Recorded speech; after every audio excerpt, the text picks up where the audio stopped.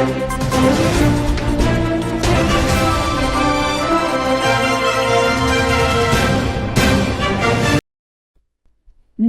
జిల్లా బోధన్ మున్సిపాలిటీలో బుధవారం నిర్వహించిన శానిటేషన్ కార్మికుల యూనిఫారాల పంపిణీ కార్యక్రమం శుభ్రత నిర్వహణలో వారు పోషిస్తున్న కీలక పాత్రకు గౌరవాంజలిగా నిలిచింది.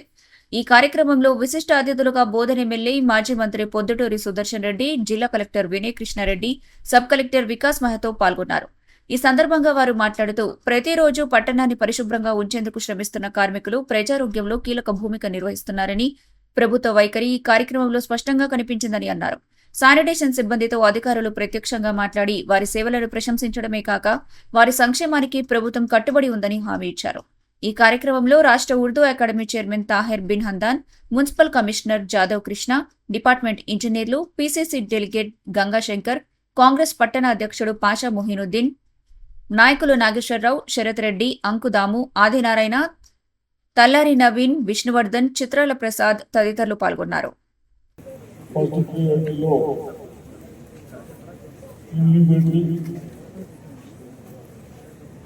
ఎక్కడైనా ఎవరికైనా ప్లాట్ లేకుంటే మమ్మల్ని డబుల్ బెడ్రూమ్ డిస్ట్రిబ్యూషన్ చేసేది అక్కడ వాళ్ళకి వాళ్ళకి ఇచ్చిన తర్వాత అదేవిధంగా ఇల్లు వచ్చిన తర్వాత జీతాలు వస్తున్నాయి కదా, ఎక్కడ ఇస్తున్నారు కదా, మీరు జీతాలు పైసలు లేకుంటే మీరు ఆత్మదానికి ఇక్కడనే కాదు. మనం కరెక్ట్గా కాదు, మనం ఏమనుకుంటామంటే ఆల్ పంచాయతీ కార్మికులు వాళ్ళకు ఇల్లు ఇవ్వాలి.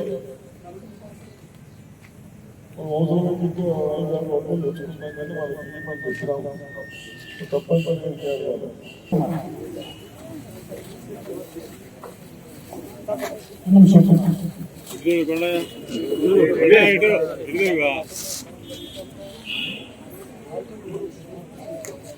మధ్యలో పార్వ